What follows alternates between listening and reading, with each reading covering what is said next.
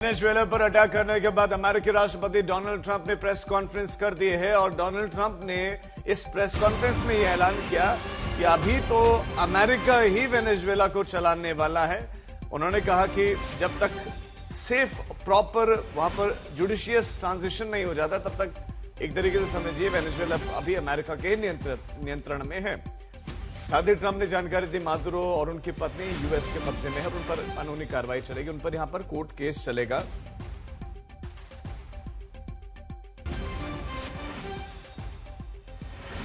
Late last night and early today, at my direction, the United States Armed Forces conducted an extraordinary military operation in the capital of Venezuela. Overwhelming American military power, air, land, and sea, was used to launch a spectacular assault. And it was an assault like people have not seen since World War II.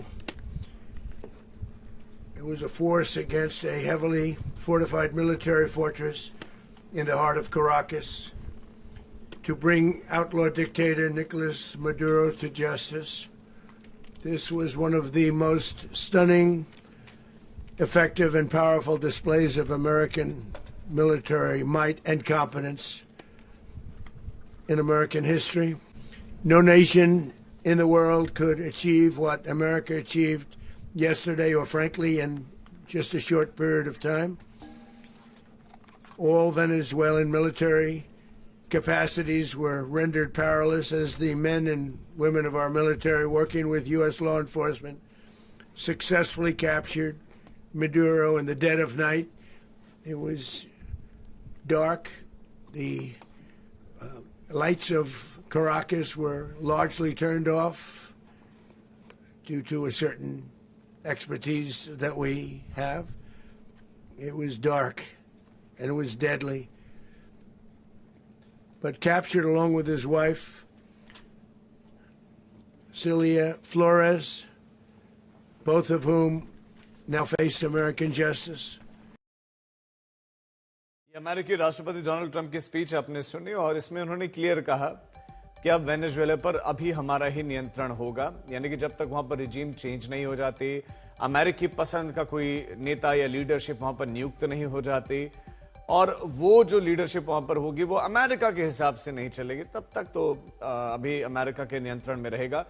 एक चुनी हुई सरकार के leader को वहां से पकड़ा गया और उन पर अमेरिका में आपको बता दें कि केस चल रहा है। मादुरो पर कई तरह के आरोप अमेरिका की तरफ से लगाए गए और ड्रग ट्रैफिकिंग के गंभीर आरोपों का वो सामना कर रहे थे और इसके साथ साथ ही एक चैलेंज बने हुए थे ट्रंप के लिए। हमारे साथ हमारे संवाददाता प्रणय उपाध्याय जुड़ गए हैं।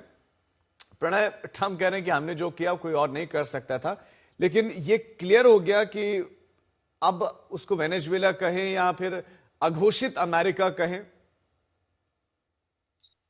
बिल्कुल राजीव, ये बहुत ही स्तब्ध कर देने वाली और कुछ हद तक निशब्द कर देने वाली प्रतिक्रिया जो कि राष्ट्रपति डोनाल्ड ट्रंप की तरफ से आई, क्योंकि इस तरीके से इससे पहले शायद ही कभी हुआ हो कि एक देश के राष्ट्रपति को इस तरीके से एक्सट्रैक्ट करके अमेरिका ने वहां पर, इससे पहले अलग अलग चीजें हुई हैं इराक में, अफगानिस्तान में या दुनिया के और देशों के अंदर रजीम चेंज के बहुत सारे मॉडल्स हुए हैं, लेकिन राष्ट्रपति डोनाल्ड ट्रंप इस तरीके से वेनेजुएला के राष्ट्रपति को वहां से हटाएंगे और एक तरीके से टेक ओवर ऑफ वेनेजुएला, जब तक कि उनकी पसंद का वहां पर शासन नहीं आ जाता या जब तक कि अमेरिकी कंपनियां वेनेजुएला के अंदर इस तरीके से पैठ नहीं कर लेती हैं। उन्होंने एज मेनी वर्ड्स अपने कमर्शियल इंटरेस्ट भी बता दिए, अपने मिलिट्री इंटरेस्ट भी बता दिए, और अगर आपने उसके बाद में जनरल केन को या जनरल या पीट हेग्सेथ को सुना हो, सेक्रेटरी ऑफ डिफेंस को, तो उनकी तरफ से भी स्पष्ट रूप से कहा गया कि अमेरिका की ताकत का ये प्रदर्शन है और हम सीधे तौर पर बता देना चाहते हैं कि वेस्टर्न हेमिस्फेयर में यानी पश्चिमी दुनिया में अमेरिका की सत्ता को, अमेरिका की ताकत को कोई चुनौती न दे और हम चाहते हैं कि इस तरीके से ही यहाँ पर ये क्लियर एक मैसेज है ना कि आप लोकतंत्र समर्थक नहीं है ना। अगर आप रिजीम चेंज चाहते थे लेकिन वहां पर आपको इलेक्शन करवाने चाहिए थे,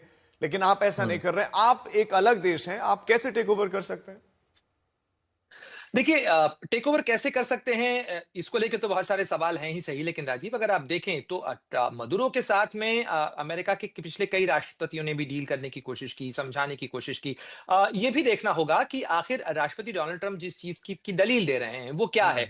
उनकी दलील ये है कि अमेरिका की ही मदद से वेनेजुएला खड़ा हुआ, अमेरिकी कंपनियों ने उनके टैलेंट से ही वेनेजुएला के अंदर ऑयल सेक्टर डेवलप हुआ, और उसके बाद राष्ट्रीयकरण के नाम पर अमेरिका की तमाम कंपनियों की जो वहां संपत्तियां थी, उनका जो निवेश था, उसको रातसात कर लिया गया, अमेरिकी कंपनियों को बाहर निकाल दिया गया। ये उसे अमेरिकी राष्ट्रपति ट्रंप एक तरीके से अमेरिकी टैलेंट की या अमेरिकी जो संपदा है उसकी उसकी डकैती कह रहे हैं, और वो ये कह रहे हैं कि हम उसको वापस लेना चाहते हैं। फॉर द टाइम ये बिंग अमेरिका ये के भी है साथ कि नहीं हो जो सकता। वेनेजुएलन जो वहां की संपत्ति है या वहां पर जो ऑयल रिजर्व्स हैं वो एक तरीके से अमेरिका क्या इस्तेमाल कर सकता है। प्रणय, बहुत शुक्रिया आपका इस तमाम जानकारी के लिए। लेकिन साथ साथ ट्रंप कह रहे हैं कि जो ऑयल इंफ्रास्ट्रक्चर वहां का है हम फिक्स कर देंगे।